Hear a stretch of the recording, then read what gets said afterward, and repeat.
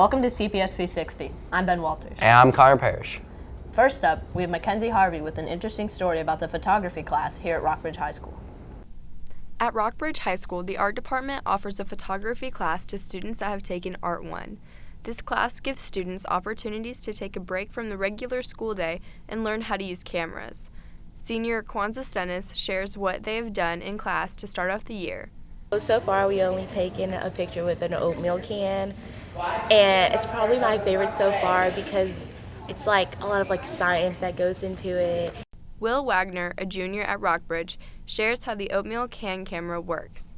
By setting it in the sun, the sunlight will reflect exactly what it's seeing back in onto the film that we put inside the dark oatmeal box. And then you go in the dark room to develop it, and you watch the picture develop right in front of your face, and it's really cool. After learning how to use oatmeal cans to take pictures, the students will move on to using real cameras. Sarah Mosteller, a junior, shares her excitement for the rest of the year. We're experimenting with both digital cameras and film cameras, and I am pretty excited. These students recommend this class to anyone interested in photography for many reasons. I would recommend this class because it gives you new skills and perspectives about photography. It's a fun class that really helps you learn about setup and settings for photos. I would recommend photography to other people because it's really fun. You get to experiment. I'm Mackenzie Harvey for CPS 360. With the local music scene exploding, Caitlin Bailey takes a look at a particular darkroom recording artist on the rise. Say it's 5 o'clock somewhere with that look in your eyes. Professional singer is only a title most can dream of holding, but for Darkroom Records singer Callie Brankman, that title is becoming closer to reality. I was 12. I went to Memphis, Tennessee, and went and toured the Gibson Guitar Factory and then bought a guitar there. But after I got that guitar at Gibson, I started taking lessons at Palin Music Center, and since then I've never really put it down. Since then, she has continued to work on her own music after joining Darkroom Records, a free recording studio offered in all Columbia public schools. An opportunity for students who like to play music, who want to be a part of the recording process or the music making process, to come in and just have a space to do that. Instead of the more regimented process of being in a more classical situation like in the band program or the choir program, which is great, nothing against those, but the recording studio allows students to make it from their own passion, from the ground up. So we give the equipment, we provide the equipment for the students, we provide them the resources, and it allows them to come in and make it their own. Darkroom Records has allowed Brinkman to excel in her music career because of the encouragement she receives. I've definitely seen myself grow since I've joined Darkroom, especially because of the people involved with it. Jordan Smith has pushed me a lot, with what I'm doing there, encouraging me to come to the studio, my family encouraging me to do it more, and just honestly pushing myself because I know that great opportunity is there and I want to make sure that I'm taking advantage of it. That push, something that her mom believes was something Brinkman was born with.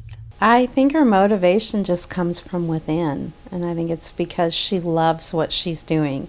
It's not made up, it's pure, it comes from her heart. She's not looking outward to compete with anyone else.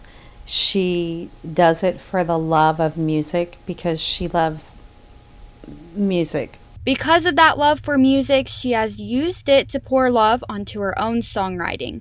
Her lyrics, she said, are inspired by other people. I always say that I don't write music for myself, or not about me at least. I like to also do with songwriting is, target all types of crowds because not everybody's like you. Not everybody has your story. I just showcased a song called Blue Ribbon in My Heart about a woman who's in love with an alcoholic. And that's totally not my story, but I know that people will relate to that. So I try to be inspired by other people's stories too. From a guitar player to a songwriter and singer, Darkroom Records has helped produce it all. But Brinkman says if it wasn't for running into a darkroom poster her freshman year, there would be no such thing. From CPS 360, I'm Caitlin Bailey. Nice job, Caitlin. At the Columbia Career Center have many talented teachers. Will Wagner brings us an interesting story on a lady who teaches graphic design. The Career Center is a building filled with educators, but one of the teachers, Miss Morrow, is constantly filling the hearts of her students with joy. What's your favorite part about teaching? The students, of course. Getting to know my students, and it's so rewarding when we've taught something and all of a sudden you can tell that they got it. Not only is she lighting up her students' day, but also her fellow educators as well. I love working with Ms. Morrow. She's pretty much the best. Main thing that she kind of brings is being the life of the party, right? She makes everyone have a great time around her. She's got a smile that's contagious. She just is a joy to be around. Miss Morrow isn't just a friendly face, but someone willing to help for hours on end. She is, but also I would say that she's the most patient person that I know. She will sit with a kid for, hours and try to get to the bottom of something, figure something out. She is genuinely very caring about those people, and she just makes them feel really special and really cared about, and I think that's why kids really like her. Miss Morrow's class also has real-life implications. I really enjoy the logo design projects that we do in graphic design, simply because it allows you to be creative and make an original design for something that could be used in a real-world situation. Even with the few difficulties of this class, Coming up with your own original design that no one's ever done before and that works effectively to bring a new idea to your audience. Miss Morrow is always ready to help.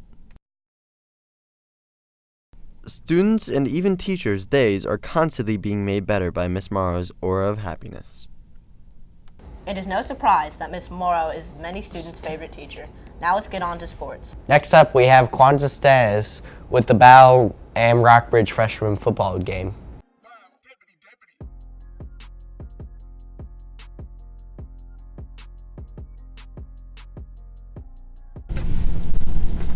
Number 16 on the Rockbridge team passes the ball to 25. Catch is successful, first down Rockbridge. Number 16 on the Rockbridge team passes the ball to Tom Isaac, passing successful, touchdown Rockbridge. Spartans 14, Bruins 7. Number 7 on the Rockbridge team tackles number 9 on the Battle team. Number 7 successfully catches the ball and runs towards the end zone.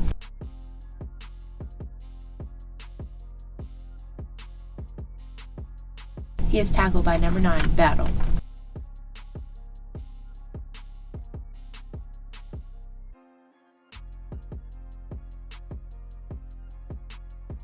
And this comes to the end of the freshman game. Spartan takes the win, 28-14.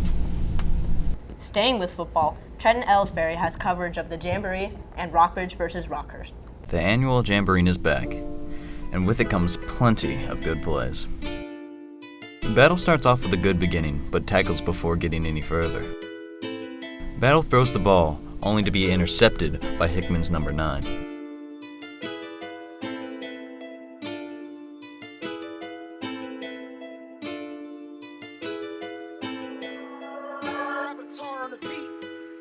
Battle throws for a touchdown and is caught by number 18.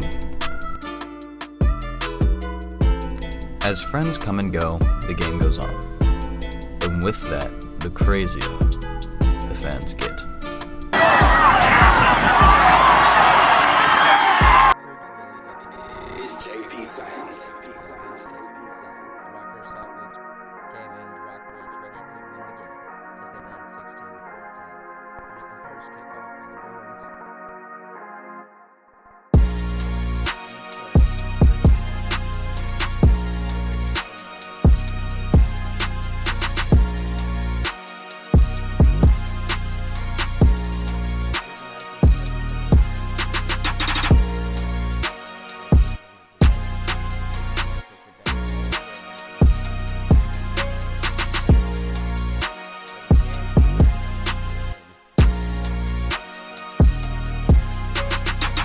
Now for some out-of-town football.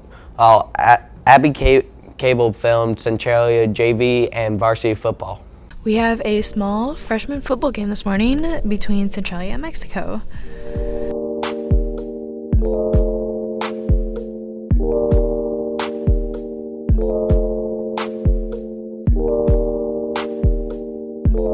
We're starting off. Mexico seems to throw the ball, and Mexico attempts to catch it. Number 33, Kaiden Wilkerson, goes for the touchdown and makes it. That's 6 points for Centralia.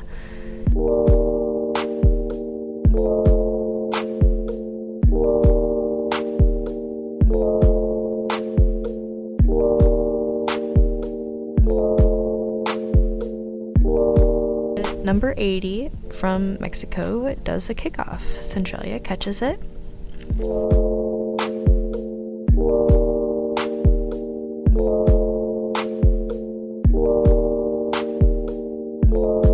Centralia 6 and Mexico 14. Its second quarter with 7 minutes left.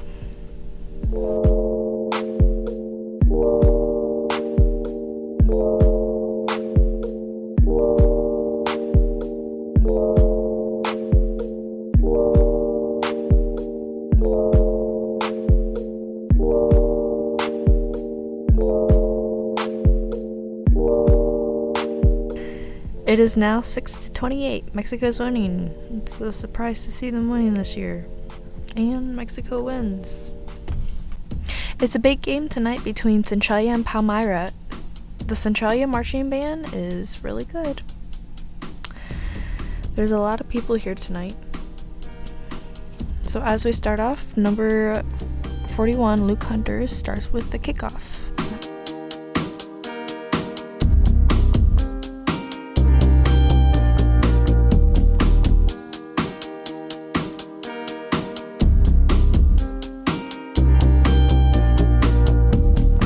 Palmyra catches it at the 20-yard line and cuddles it. Fourth quarter, 14-6 with 6 minutes on the clock. Luke Hunter does another kickoff and number 21 from Palmyra catches it. Runs. Number 32 from Centralia tackles him. Yay. Number 1 from Centralia catches the kickoff from Palmyra. Number 3 from Palmyra runs for the touchdown and scores. Centralia wins. Switching to the hard court now, we have Louise Henderson with Rockbridge JV and varsity volleyball. Tuesday on September 10th, Rockbridge's varsity volleyball team played Springfield's Hillcrest High School in a very tough tournament. It was a big show-out for Rockbridge's first home volleyball game for the 2019 season. Before the game started, the girls sang the national anthem and all the players for Rockbridge ran in a big circle, high-fiving all the other teammates. Freshman Ella Swindle started the game off with a great serve that earned Rockbridge the first point. Then the match went in favor of Rockbridge with almost every serve, winning most of the game points. Rockbridge players seemed to show their great spiking skills in this game, such as sophomore Ketty Horton and the junior Emma Rausch. Rockbridge won both sets with a score of 25-12 and 25-10, making it their first win of the season with their new head coach Nicole Murphy. On Tuesday, Rockbridge's junior varsity team played Herman High School. Going in, the teams knew it would be a very close game, but Rockbridge was determined to win. The game started out with a great serve from Rockbridge, winning them the first point. Throughout the game, every time Rockbridge scored, Herman scored right after, making the tournament very tough. Rockbridge was supported by every score they made from the varsity team who would play right after them. Rockbridge won the first set, causing them to switch sides for game 2. Rockbridge made many good plays and spikes, but did fall to Herman in the second set. But with the good talk from their coach, Rockbridge was able to win the third set, giving Rockbridge the overall win for the night.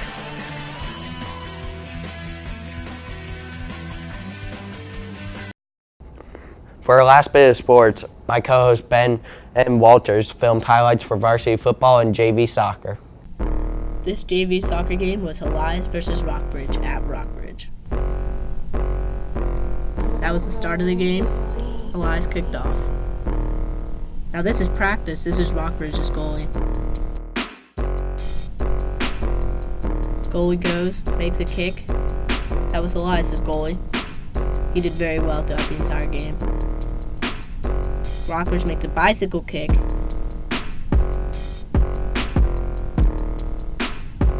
Elias's goalie again. Fighting to keep it up with headers, but Rockbridge gets the ball and pushes down the field toward Elias. A tight matchup between Rockbridge and Elias.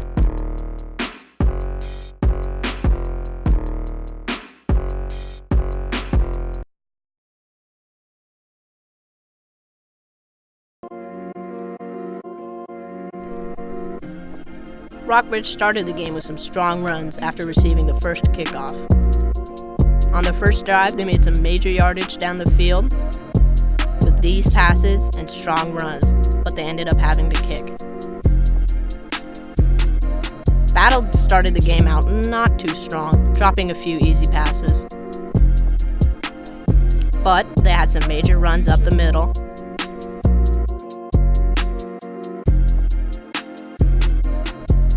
And got some very nice plays, such as this flea flicker right here that got them some major yardage down the field. However, Rockbridge's defense was too tight. Well, that's it for our show. I hope you enjoyed it. Be sure to like and subscribe, hit that notification bell on our YouTube channel, and share with your friends. For CPS360, I'm Ben Walters. And I'm Connor Parrish. Join us next time for our show.